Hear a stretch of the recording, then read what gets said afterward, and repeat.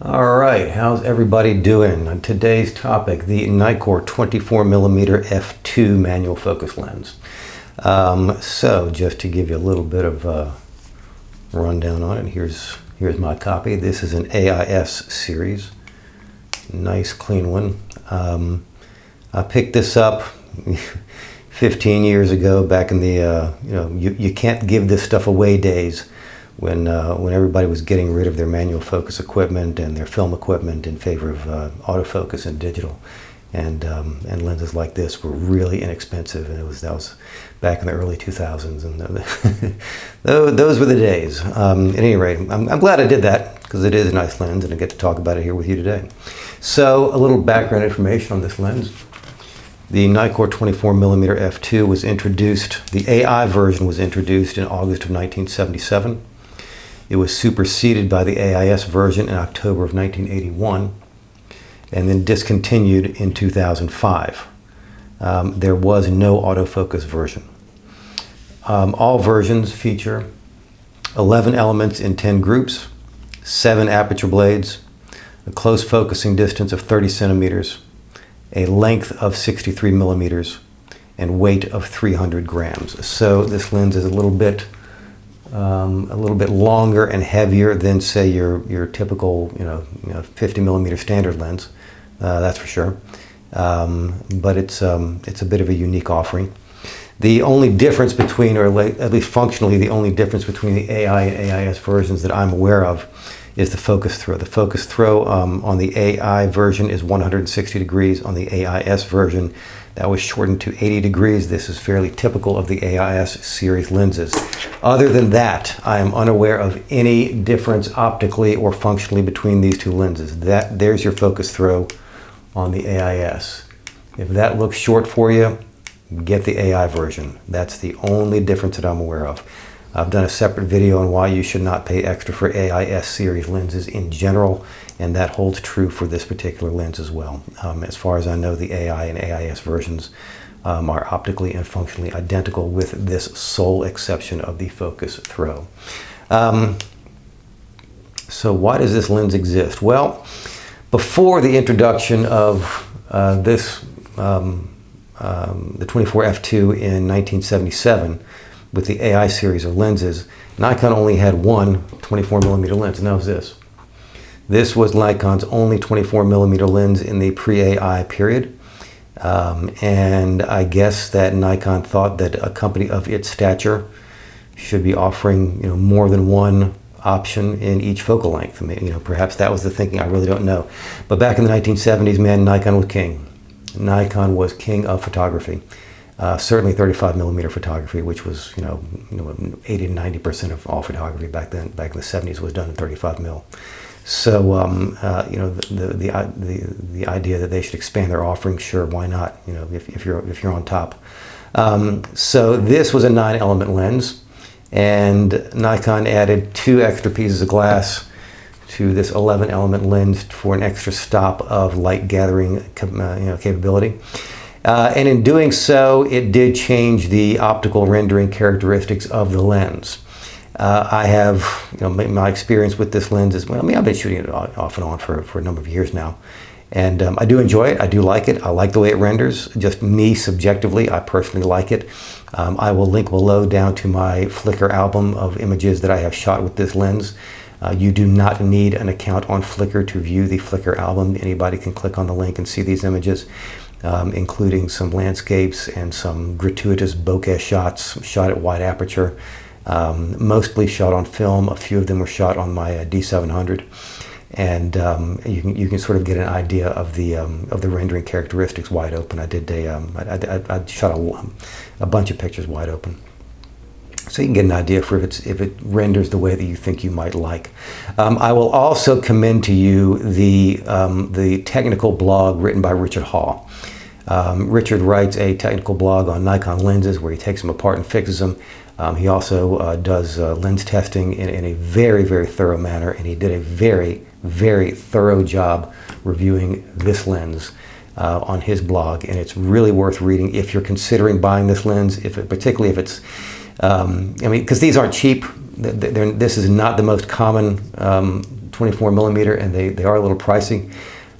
So whether or not, would you say they have a cult following? I don't know about that, but they are a little bit pricey and they're not that common. So if you are considering it, I commend to you Richard's blog. It's really, really thorough. And he goes through all the optical qualities and optical defects and shortcomings and strengths and so forth. And Richard basically says, don't compare this lens with this one. They're different tools for different jobs. And he's absolutely correct. I think that's right. This is a general purpose 24 millimeter lens. Likewise, the optical formula on this 24 was updated with the AI version. I don't have one of those handy, but I do have the AF version, which shares the same optical formula as the AI version. So, but again, this lens and this lens were made for different purposes. And this one, it gives you that extra stop of light gathering capacity, but it also introduces some optical irregularities, which you might like. It's nowadays I would say this is a bit of an art lens, if you'll forgive the expression. And that is, it's an art lens if you like its eccentricities. If not, then it's just a lens which is one stop faster but optically inferior to this one, and then there's really no point in having it. But if you do close-up work with wide-angle lenses and you want something with some unique rendering characteristics to give your images a bit of a signature, then this may be worth hunting for and investing in. That's entirely up to you. So again, I will defer to Richard on his phenomenal technical review of the specs on this lens, and simply give you my own personal subjective impression that I like the way it renders. I'm not doing documentary or forensic work with it, so I don't need I'm not using this lens for, because it's the sharpest, or it resolves the fastest. Although the center sharpness is plenty good. Edge sharpness, subjective, you see for yourself. But center sharpness on this lens is plenty good. There's nothing wrong with it. Certainly if you stop it down at wide open, well, it's got character. It does that. And that's, again, I've said it before on a different video, that's why we love these lenses. That's why we collect these lenses, because they have character. This lens looks very different at f2 than it does at f8, and each click in between, you've got a different mix of characteristics and personality, and that's why we love them. That's why we collect them. And I think these days, at least I don't have very many of the newest lenses. In fact, very few. Well, of the newest lenses, I have none, I guess. But the criticism that one hears about the latest offerings from most of the lens companies is that they're overcorrected and sterile. And maybe that's true, but I just like the old manual focus lens. I like the old manual focus feel of it anyway. And I like lenses that have a physical aperture ring so that I can use them with my old film cameras. And they've got that. They do have personality. And to say that it has personality doesn't mean it's not sharp. It is. It's sharp. This is a sharp, high contrast lens for sure. But it does have its rendering eccentricities, and maybe you like it. Take a look at my images. Take a look at Richard's blog, and decide for yourself. But these things ain't cheap. Are they worth it? What's the alternative? The alternative is the new autofocus versions. And the new autofocus versions, they're bigger, heavier, they're made more of plastic than they are of metal. And do you really need autofocus at 24 millimeters? I take the position that autofocus is kind of a bit of a redundancy at ultra wide angle or at the wide angle side of things. I don't see why really you need autofocus for this. You need a computer to help you focus 24 millimeter lens. So the new offerings, they're bigger, they're heavier, more plastic, more moving parts, which means more can malfunction. And are they overcorrected? I don't know. Never used them. Never used them. Maybe they have good quality of character rendering characteristics as well. I really don't know. But even though these here are a little harder to find and a little more expensive, I'm betting they're less expensive than buying a new or refurbished autofocus version. That is the autofocus f1.8 or f1.4 from Nikon.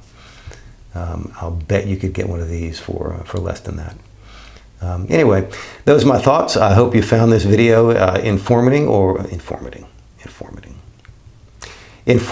or amusing, or a combination thereof. If so, please do like, subscribe, and check out the links down below.